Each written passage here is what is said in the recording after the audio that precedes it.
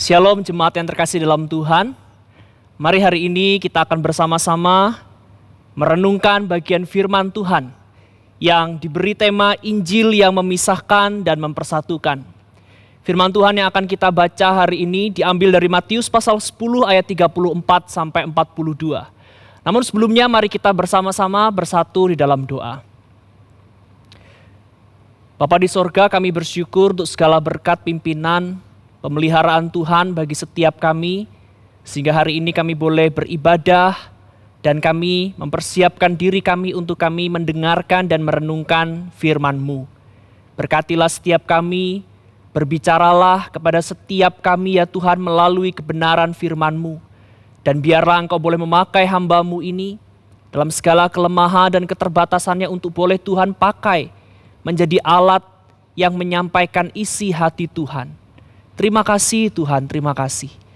Kami sambut kebenaran firman-Mu, dalam nama Tuhan kami Yesus Kristus, kami berdoa. Amin. Mari kita membaca Matius pasal 10 ayat 34 sampai ayat yang ke-42. Saya akan membacakannya untuk setiap kita sekalian, demikianlah firman Tuhan. Jangan kamu menyangka bahwa aku datang untuk membawa damai di atas bumi. Aku datang bukan untuk membawa damai, melainkan pedang. Sebab aku datang untuk memisahkan orang dari ayahnya, anak perempuan dari ibunya, menantu perempuan dari ibu mertuanya, dan musuh orang ialah orang-orang seisi rumahnya. Barang siapa mengasihi bapa atau ibunya lebih daripadaku, ia tidak layak bagiku. Dan barang siapa mengasihi anaknya laki-laki atau perempuan lebih daripadaku, ia tidak layak bagiku. Barang siapa tidak memikul salibnya dan mengikut aku, ia tidak layak bagiku. Barang siapa mempertahankan nyawanya, ia akan kehilangan nyawanya. Dan barang siapa kehilangan nyawanya karena aku, ia akan memperolehnya. Barang siapa menyambut kamu, ia menyambut aku. Dan barang siapa menyambut aku, ia menyambut dia yang mengutus aku. Barang siapa menyambut seorang nabi sebagai nabi, ia akan menerima upah nabi. Dan barang siapa menyambut seorang benar sebagai orang benar, ia akan menerima upah orang benar. Dan barang siapa memberi air sejuk secangkir saja pun kepada salah seorang yang kecil ini, karena ia muridku, aku berkata kepadamu, sesungguhnya ia tidak akan kehilangan upahnya daripadanya. Sudah sangat biasa Bapak Ibu Saudara yang terkasih dalam Tuhan, kita melihat berbagai macam perselisihan dan pertentangan terjadi di sekitar kita. Ada banyak situasi di mana perselisihan dan pertentangan terjadi di sekitar kita. Entah itu di kantor, entah itu di rumah sakit, entah itu di gereja, entah itu di yayasan, atau bahkan di rumah tangga kita sendiri. Saudara yang terkasih dalam Tuhan, ironinya ada perselisihan yang tidak diharapkan justru terjadi. Jenis-jenis perselisihan ini adalah perselisihan yang tidak pernah dibayangkan. Karena antara apa yang dipikirkan tidak sesuai dengan apa yang terjadi pada kenyataannya.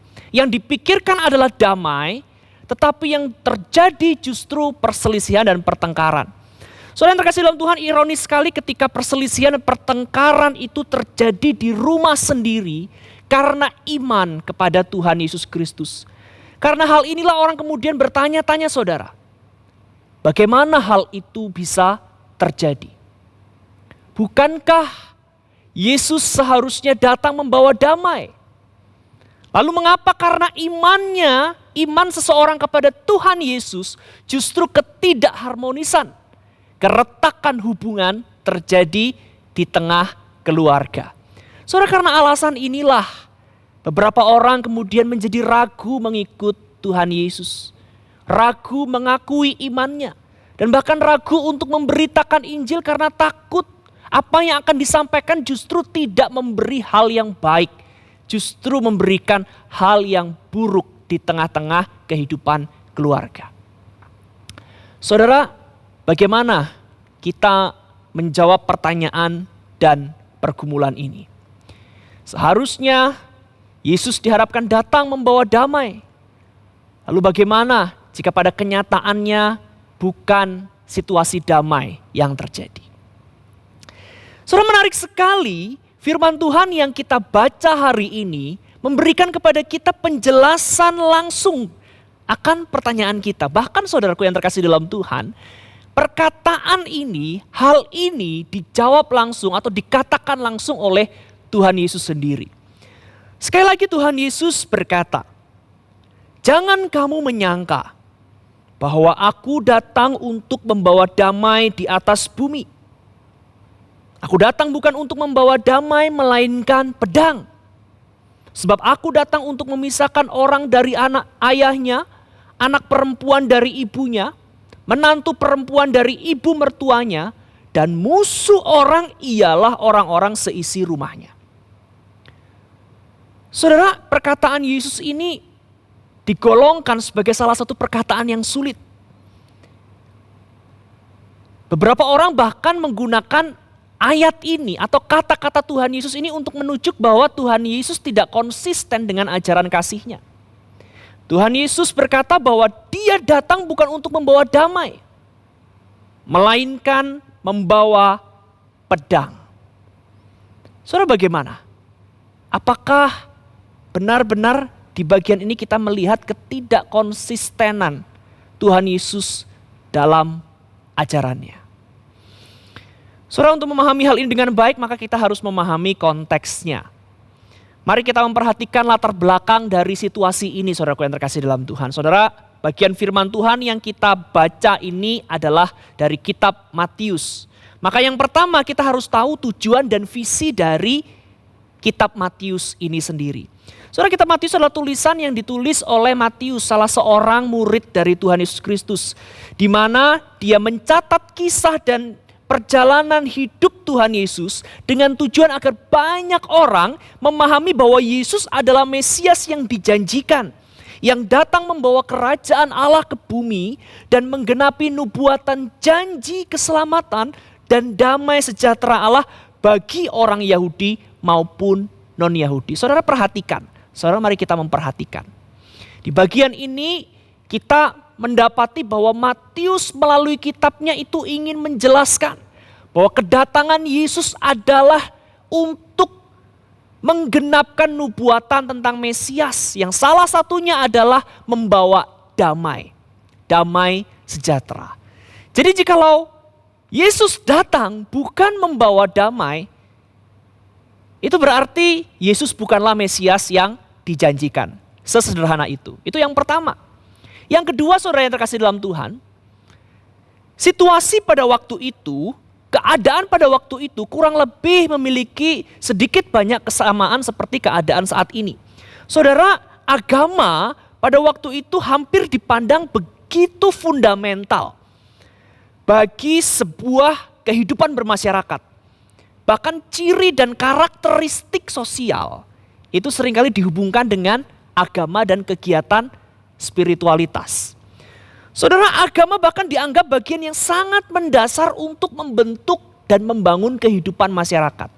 Karena itu saudaraku yang terkasih dalam Tuhan, keluar dari Yudaisme dan hukumnya itu sama saja membawa masyarakat, membawa orang pada waktu itu untuk siap keluar dari komunitasnya, dari golongannya, dari masyarakat, dan bahkan tidak ada jaminan akan ada rasa aman di dalam hidupnya.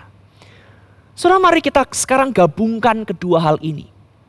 Visi Yesus yang berkata bahwa Ia datang untuk membawa pedang, yang dalam makna figuratif artinya adalah pemisahan, sekaligus juga situasi di mana mereka terancam, mereka akan dikeluarkan dari komunitas mereka, mereka akan dihina, dicemooh dan akan menimbulkan rasa tidak aman mungkin seumur hidupnya.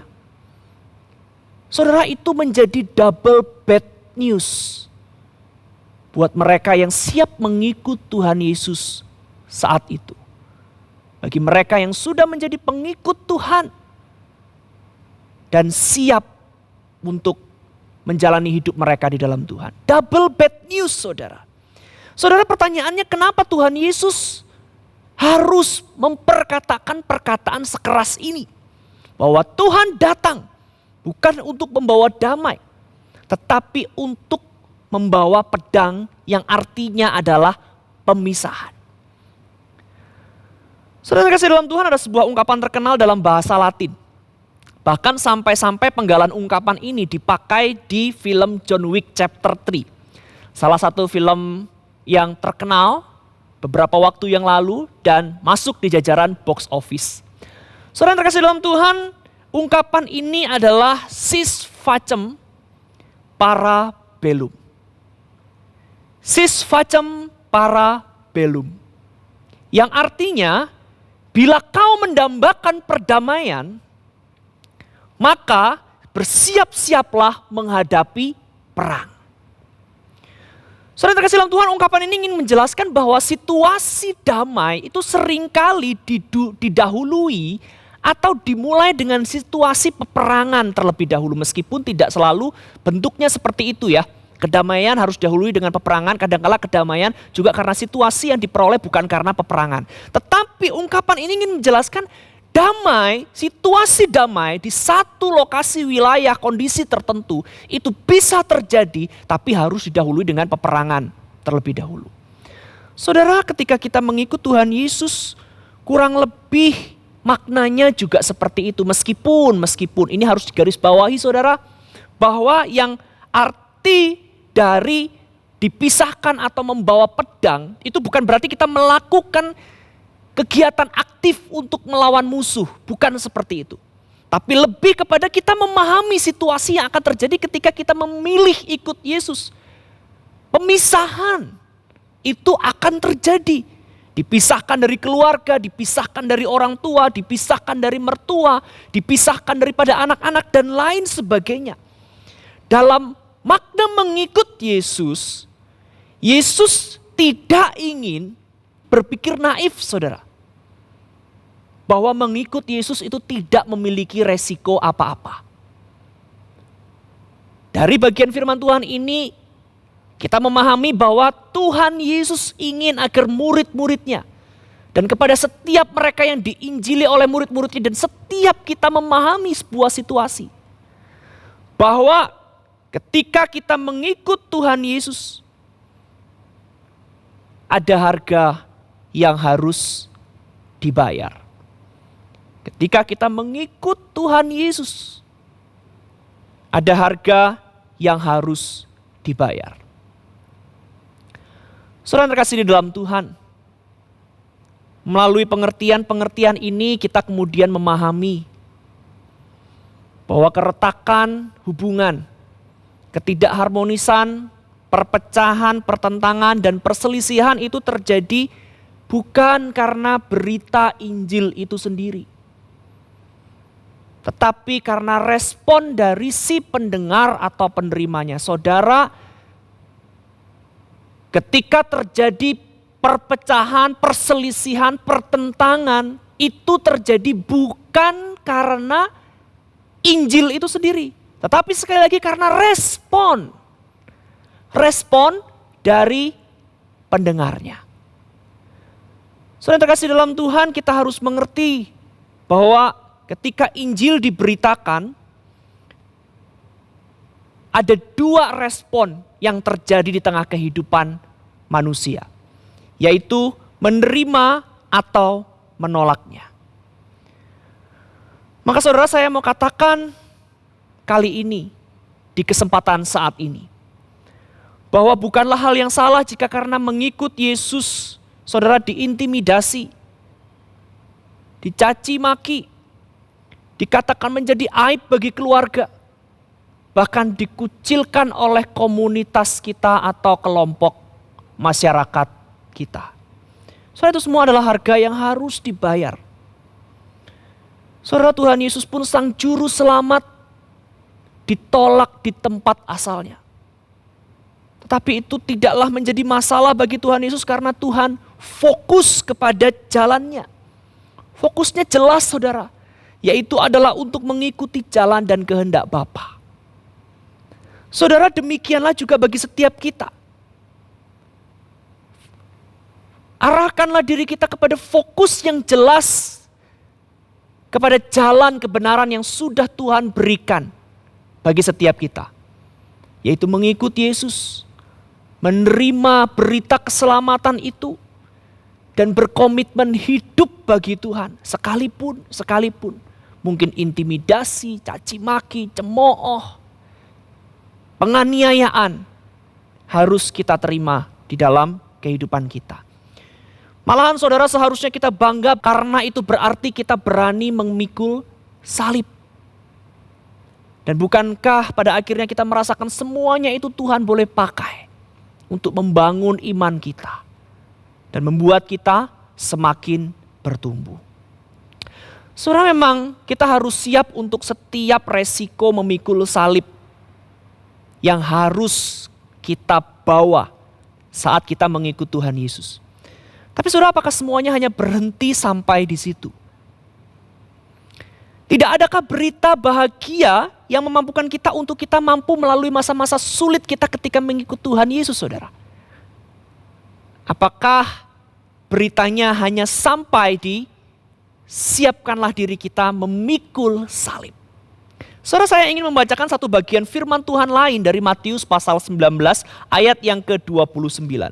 Matius pasal 19 ayat yang ke-29, firman Tuhan berkata, "Dan setiap orang yang karena namaku meninggalkan rumahnya, saudaranya laki-laki atau saudaranya perempuan, bapak atau ibunya, anak-anak atau ladangnya, akan menerima kembali 100 kali lipat dan akan memperoleh hidup yang kekal." Saudara, perkataan ini sulit. Karena itu kita harus memahami baik-baik apa maksud dari Tuhan Yesus supaya kita tidak terjebak dalam pengertian yang salah dari ayat ini. Saudara, konteks ayat ini mirip sekali dengan Matius pasal 10 ayat 34 yang tadi sudah kita baca di bagian awal. Yaitu tentang konsekuensi ikut Tuhan, konsekuensi memikul salib. Jadi saudara yang terkasih dalam Tuhan, adalah salah jika kita menggunakan ayat ini dalam pemahaman duniawi. Kita memberi semua untuk Tuhan, kita memberi banyak untuk Tuhan, dan kita harap Tuhan mengembalikan banyak berkat duniawi untuk setiap kita. Saudara, pengertiannya begini. Ketika kita memikul salib, kita bisa saja kehilangan harta dan keluarga kita. Ketika kita memikul salib, kita bisa saja kehilangan harta dan keluarga kita. Tapi jangan takut, saudara. Sebab Tuhan akan menggantinya untuk kita. Apa yang diganti, saudara? Pertanyaannya, apa yang diganti? Yang diganti ya harta dan keluarga. Jadi saudara, ini ada dalam pengertian orang Kristen yang meninggalkan rumahnya karena Tuhan Yesus akan mendapatkan tumpangan.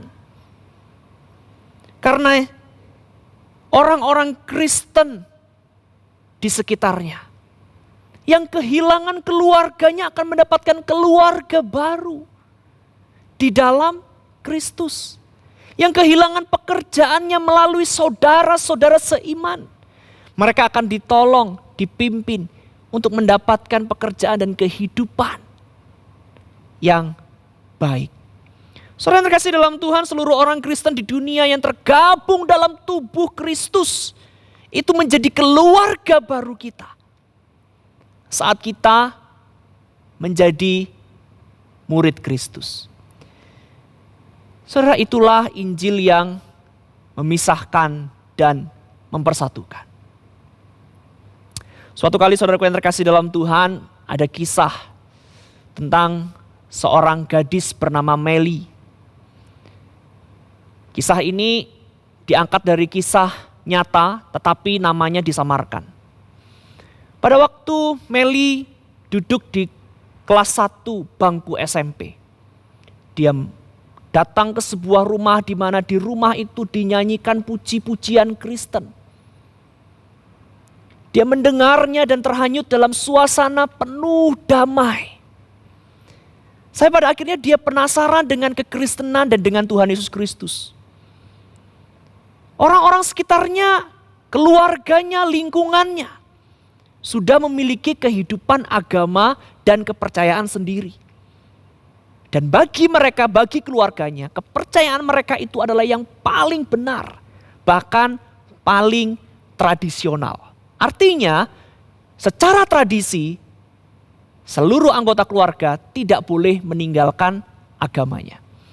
Namun saudara, semakin diberikan pemahaman akan hal itu, Meli semakin penasaran dengan Tuhan Yesus. Dia semakin belajar dan hatinya semakin terpukau dengan Tuhan Yesus. Dan ingin menerima Tuhan Yesus sebagai Tuhan dan Juru Selamat di dalam hatinya. Tetapi dia tidak berani bercerita kepada siapapun. Sampai akhirnya benar-benar dia menerima Tuhan Yesus dalam hatinya. Namun dia tidak ceritakan kepada siapapun, keluarganya, teman-temannya, orang terdekatnya sekalipun. Pada saat dia diminta untuk menjalankan tradisi-tradisi agamanya, dia masih menjalankan. Tetapi lama-kelamaan dia mulai merasa tidak enak, tidak nyaman. Dan pelan-pelan meninggalkan cara tradisi agama lamanya melakukan penyembahan. Sampai akhirnya saudara, akhirnya orang-orang sekitarnya tahu, keluarganya pun tahu. Saudara tentu tahu apa yang akan terjadi dengan situasi yang seperti ini. Sudah pasti cemoohan, hinaan, bahkan intimidasi dari keluarga, dari orang-orang sekitarnya. Itu sangat menekan Meli. Meli menangis. Meli bersedih hati, tapi dia sekaligus bersuka cita karena dia sudah menemukan Kristus, Juru Selamat yang akan memimpin dia pada hidup yang kekal. Sampai akhirnya dia diusir dari rumah, saudara. Tetapi bersyukur karena ada satu keluarga yang menerima Meli, membukakan pintu rumah untuk Meli. Sehingga dari kelas 2 SMP sampai kelas 3 SMP, Meli tinggal bersama dengan keluarga, sebut saja Pak Kar ini, selama 2 tahun. Saudara, cerita ini masih berlanjut, tapi yang saya mau tekankan, Meli yang belajar mengenal Tuhan dan hidup di dalam Tuhan meskipun dalam keadaan sulit, itu sangat terbantu, sangat tertolong oleh karena keberadaan dari keluarga yang menerima dia. Di saat dia sangat membutuhkan pertolongan, di saat dia dikucilkan, di saat dia diintimidasi, pada saat dia dibuang oleh keluarganya, Meli mendapatkan penerimaan dari keluarga yang baru. Meli mendapatkan penerimaan dari keluarga Pak Kar yang membuka pintunya, bahkan memberikan tumpangan di dalam rumahnya dalam waktu 2 tahun. Nah, itu membuat Meli semakin kuat imannya, semakin teguh.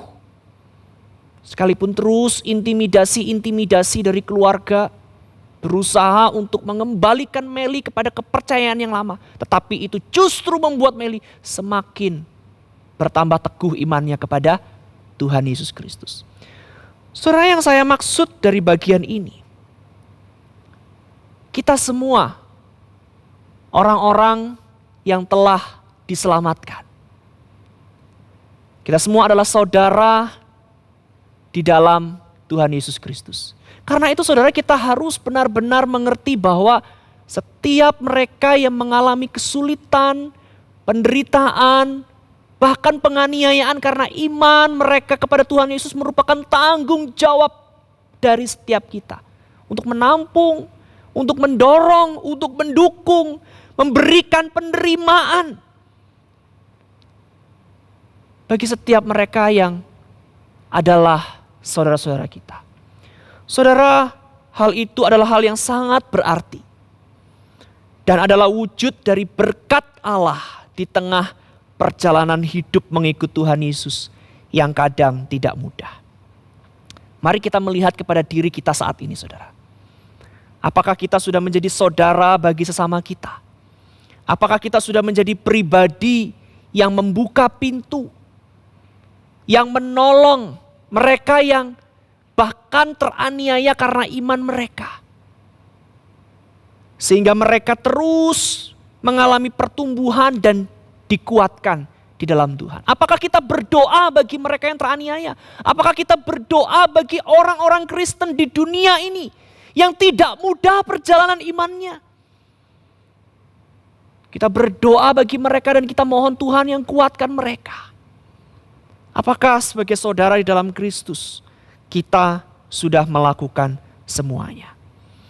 Saudara, kita harus menyadari bahwa kitalah berkat 100 kali lipat bagi saudara-saudara kita. Saudaraku yang terkasih di dalam Tuhan, demikianlah firman Tuhan hari ini mengingatkan setiap kita bahwa ada harga yang harus dibayar ketika kita mengikut dan mengiring Tuhan Yesus. Mungkin saudara akan bertanya, saya tidak mengalami situasi seperti itu. Karena mungkin saudara terlahir sudah dari keluarga Kristen yang taat. Keluarga Kristen yang setia. Tapi saudara, panggilan ini atau pernyataan ini adalah pernyataan yang juga dikatakan Tuhan bagi setiap kita. Artinya saudara, kita hidup di tengah dunia ini memikul salib, artinya juga adalah terpisah daripada kehidupan orang-orang yang tidak menjalankan kehidupannya dengan penuh integritas dan kebenaran di tengah-tengah dunia ini. Kita yang berusaha menjalankan kebenaran akan tidak disukai oleh mereka yang curang. Kita yang berusaha hidup jujur dan baik akan dibenci oleh orang-orang yang hidup di dalam ketidakjujuran. Tetapi apakah saudara berani mengambil tanggung jawab ini sebagai seorang murid Kristus? Yaitu hidup siap terpisah dari dunia yang mungkin akan mengucilkan kita, mencemooh kita, mengintimidasi kita. Karena hidup dalam kebenaran yang kita jalani oleh karena Tuhan. Saudara, maka ketika kita menjadi murid Kristus, biarlah kita benar-benar menjadi murid yang siap memikul salib. Sekalipun mungkin ada harga yang harus dibayar, katakan kepada diri kita, maju terus, pantang mundur. Biarlah kita menjadi anak-anak Tuhan yang siap memikul salib dalam perjalanan hidup kita. Segala intimidasi, segala hinaan, cemoohan, biarlah itu boleh kita anggap sebagai cara Tuhan menumbuhkan iman kita semakin kokoh, semakin setia kepada Tuhan. Saudaraku yang terkasih dalam Tuhan, ada lagi hal yang lain yang harus kita pahami. Firman Tuhan dalam Matius pasal 10 ayat yang ke-32 sampai 33 yang masih berdekatan dengan perikop yang tadi kita baca. Berkata seperti ini saudara. Setiap orang yang mengakui aku di depan manusia, aku juga akan mengakuinya di depan Bapakku yang di sorga. Tetapi barang siapa menyangkal aku di depan manusia, aku juga akan menyangkalnya di depan Bapakku yang di sorga.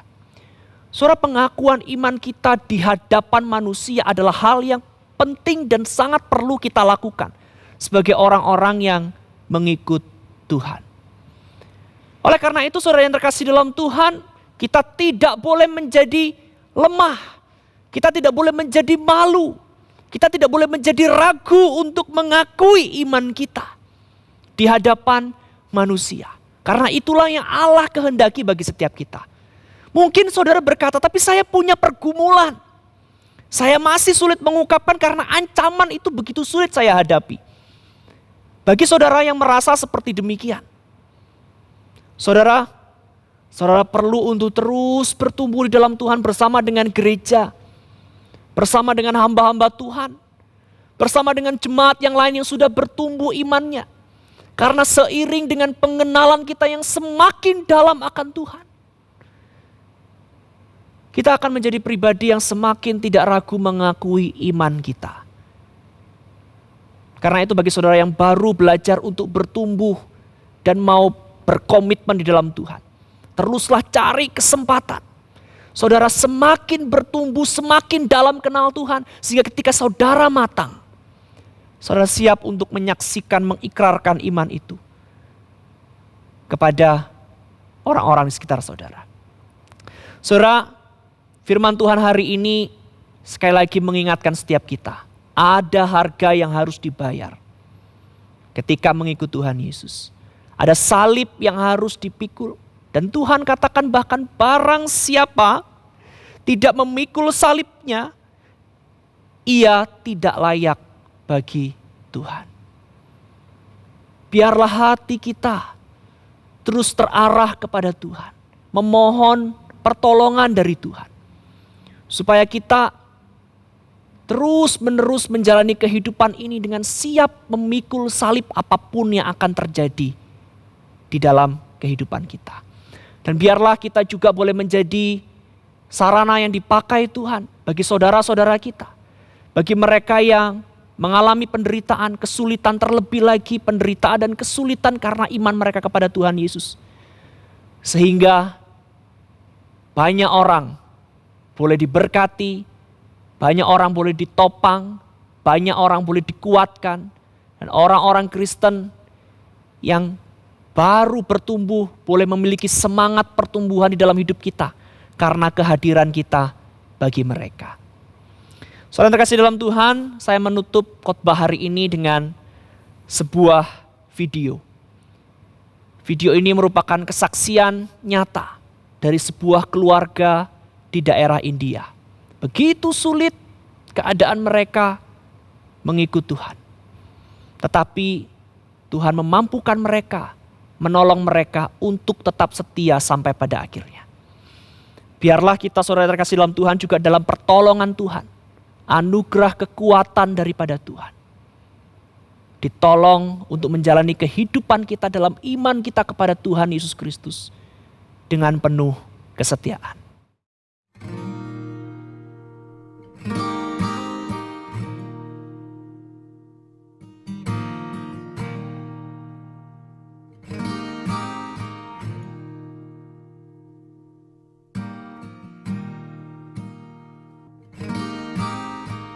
There's a true story of a small village in India. And in this village, there was this family that came to a saving faith in Jesus Christ as Savior and Lord.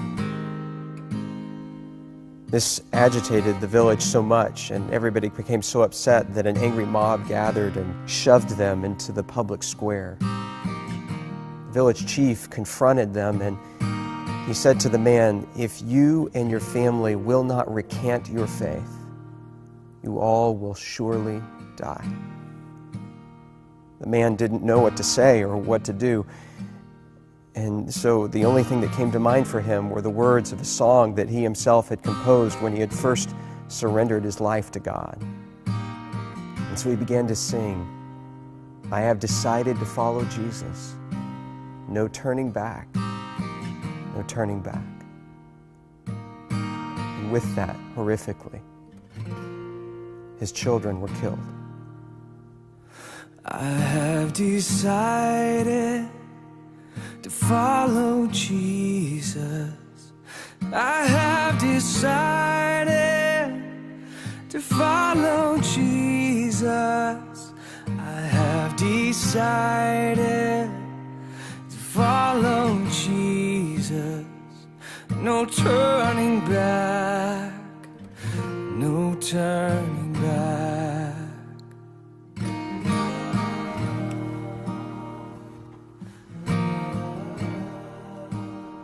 He was given another chance, this time with his wife's life on the line. And yet he continued to sing, "Though none go with me, still I will follow. No turning back, no turning back." Though none go with me, still I will follow. Though none go with me, still I will follow.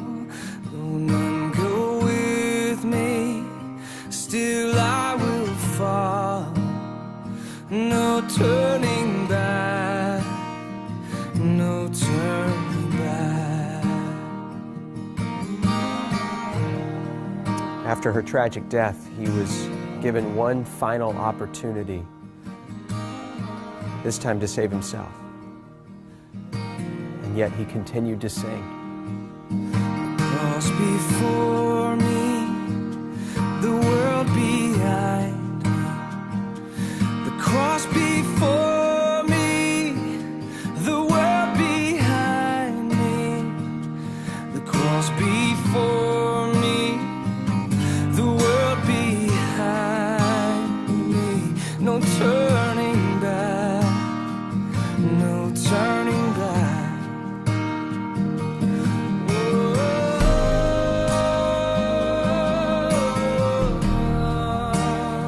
even though that man and his family died on that day, something remarkable happened.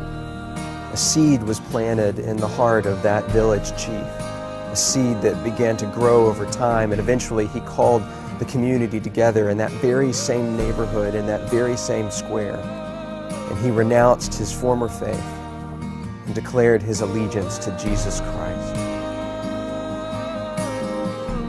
And a celebration broke out in that moment, and the gospel began to flourish and to grow in that community, not just in that village, but across the whole region, because they had seen real faith, and they knew the true character of God because of a family that believed and sacrificed, even under the penalty of death. No turning back.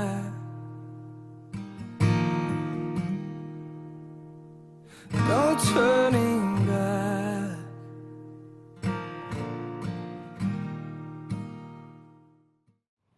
Bapa di sorga,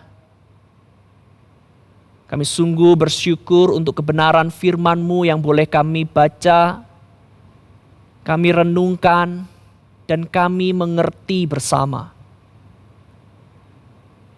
Sebagaimana dengan firman yang telah kami renungkan hari ini ya Tuhan, sungguh nyata apa yang Engkau katakan kepada setiap kami.